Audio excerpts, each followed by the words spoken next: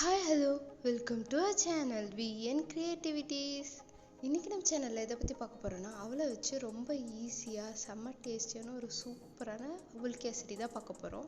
வீடியோக்குள்ளே போகிறதுக்கு முன்னாடி இப்போ தான் நீங்கள் நம்ம சேனல் ஃபஸ்ட் டைம் பார்க்குறீங்கன்னா மறக்காமல் சப்ஸ்கிரைப் பண்ணிடுங்க. கூட அந்த பெல் ஐக்கனை கிளிக் பண்ணிடுங்க. அப்போ தான் போகிற வீடியோஸ் நோட்டிஃபிகேஷன் உங்களுக்கு வரும். இதுக்கு ஃபஸ்ட்டு பேன் எடுத்து அடுப்பில் வச்சுட்டு அதில் வந்து 2 கப் அளவுக்கு அவல் சேர்த்துக்கிறேன் நான். இப்போ அந்த அவலை லோ டு மீடியம் ஹீட்லேயே வச்சுட்டு நல்லா வந்து ஃப்ரை பண்ணிடலாம்.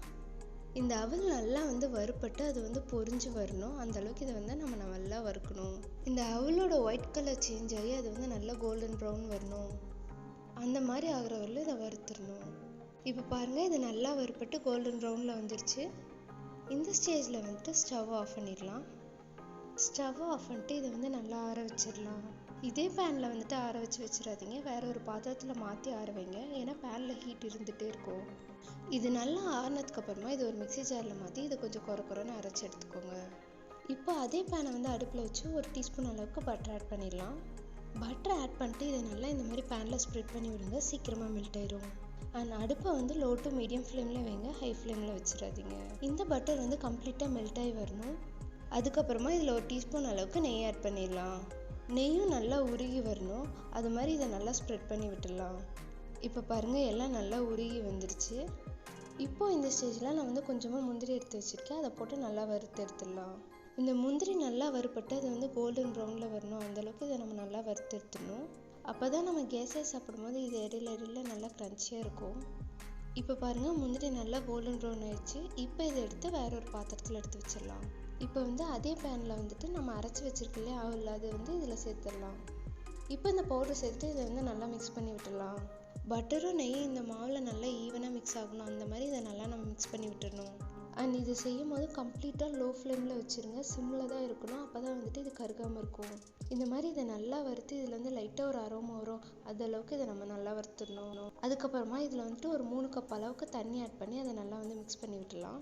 சாரிங்க, நான் தண்ணி ஊற்றும் போது வந்துட்டு கேமரா பட்டன் ஆன் பண்ண நினச்சிட்டு அப்படியே விட்டுட்டேன். ஸோ அந்த கிளிப் மிஸ் ஆயிடுச்சு. தண்ணி ஊற்றி அதை நல்லா கிளறினதுக்கு அப்புறமா இது மாதிரி சைடில் வந்துட்டு ஒட்டாமல் வரணும். அதளவுக்கு அதை நல்லா கிளறி விட்டுங்க. அதுக்கப்புறமா இது கூட வந்துட்டு நாட்டு சக்கரை ஆட் பண்ணலாம். நான் இங்கே வந்துட்டு ஒரு 5 டேபிள் ஸ்பூன் அளவுக்கு நாட்டு சக்கரை ஆட் பண்ணுறேன். நாட்டு சக்கரை வந்துட்டு உங்களோட சுவைக்கேற்ப கூடவோ குறைச்சா போட்டுக்கோங்க. நாங்கள் வந்து கம்மியாக தான் சுகர் யூஸ் பண்ணுவோம். ஸோ எங்களுக்கு கம்மியாக இருந்தால் போதும். நீங்கள் வந்து ஒரு வேளை அதிகமாக சாப்பிட்ற ஆளாக இருந்தால் இன்னும் கொஞ்சம் சேர்த்து போட்டுக்கோங்க. நீங்கள் நாட்டு சக்கரைக்கு பதிலாக வெல்லமோ அல்லது ஒயிட் சுகரோ கூட போட்டுக்கலாம். ஒயிட் சுகர் போட்டிங்கன்னா அந்தளவுக்கு கலர் இருக்காது. இப்போ இந்த நாட்டு சக்கரை வந்து நல்லா மெல்ட் ஆகி இதோட நல்லா மிக்ஸ் ஆகிற அளவுக்கு நல்லா மிக்ஸ் பண்ணி விட்டுருங்க. இது இப்படியே கைவிடாமல் ஒரு 2லேருந்து 3 நிமிஷம் நல்லா வந்து மிக்ஸ் பண்ணி விட்டுடலாம். இப்போ பாருங்கள், இது நல்லா மிக்ஸ் ஆகி எப்படி திரண்டு வருது அப்படின்ட்டு. இது மாதிரி இந்த பாத்திரத்தில் அது வந்து ஒட்டாமல் நல்லா திரண்டு வரணும். அப்போ தான் இது வந்து கரெக்டான பதத்தில் இருக்குது அப்படின்னு அர்த்தம். இப்போ இது கூட 1லேருந்து 1.5 டேபிள் ஸ்பூன் அளவுக்கு நெய் ஆட் பண்ணிக்கலாம். நெய் ஆட் பண்ணிட்டு அதையும் வந்துட்டு நல்லா மிக்ஸ் பண்ணி விட்டுடலாம். இந்த நெய் வந்து எல்லா சைடும் ஈவனாக பட்டு நல்லா மிக்ஸ் ஆகணும். அந்தளவுக்கு இதை வந்து நல்லா மிக்ஸ் பண்ணி விட்டுடலாம். நம்ம இந்த ஸ்டேஜில் நெய் ஆட் பண்ணும்போது இதுக்கு ஒரு நல்ல டெக்ஸ்சர் கிடைக்கும். இது ஒரு 30 செகண்ட் நல்லா இது மாதிரி மிக்ஸ் பண்ணதுக்கப்புறமா இதில் நான் வந்து ஒரு பிஞ்ச் அளவுக்கு ஏலக்காய் தூள் ஆட் பண்ணுறேன். ஏலக்காய் தூள் ஆட் பண்ணிட்டு அதை நல்லா வந்து மிக்ஸ் பண்ணி விட்டுடலாம். இப்போ இதுலேருந்து ஒரு நல்லா பியூட்டிஃபுல்லான அரோமா வருதுங்க.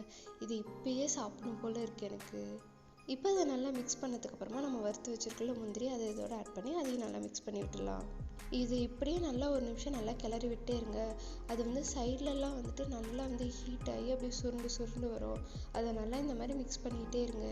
இது நல்லா திரண்டு வந்து இந்த மாதிரி அல்வா பதத்துக்கு வரும். அந்தளவுக்கு இதை வந்து நல்லா நம்ம மிக்ஸ் பண்ணி விட்டுடணும். ஆக்சுவலாக இது வந்து ரொம்ப ஈஸிங்க.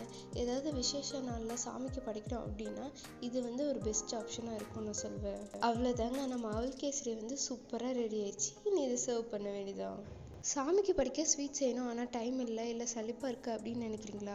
அப்போ இந்த அவல் கேசரி வந்து ட்ரை பண்ணி பாருங்கள். ரொம்ப கம்மியான இன்க்ரீடியன்ஸில் கம்மியான டைமில் வந்துட்டு ஒரு சூப்பரான செம்ம டேஸ்டான கேசரி இது. அண்ட் இது மட்டும் இல்லாமல் நான் அவல் வச்சு நான் ஃபயர் கொழுக்கட்டை அண்ட் வந்து அவல் பொங்கல் இதெல்லாம் வந்துட்டு நம்ம சேனலில் வந்து வீடியோ போஸ்ட் பண்ணியிருக்கோம். உங்களுக்கு டைம் இருக்கும்போது செக் பண்ணி பாருங்கள். இந்த வீடியோ யாருக்கு தேவைப்படுதோ அவங்களுக்கு இந்த வீடியோ ஷேர் பண்ணுங்கள். அண்ட் மறக்காமல் செஞ்சு பார்த்து எப்படி இருந்ததுன்னு எனக்கு கமெண்ட்டில் சொல்லுங்கள். இந்த வீடியோ பிடிச்சிருந்தா லைக் பண்ணுங்கள், ஷேர் பண்ணுங்கள், கமெண்ட் பண்ணுங்கள். அண்ட் மறக்காமல் சப்ஸ்கிரைப் பண்ணிடுங்க. தேங்க்யூ ஃபார் வாட்சிங். பை.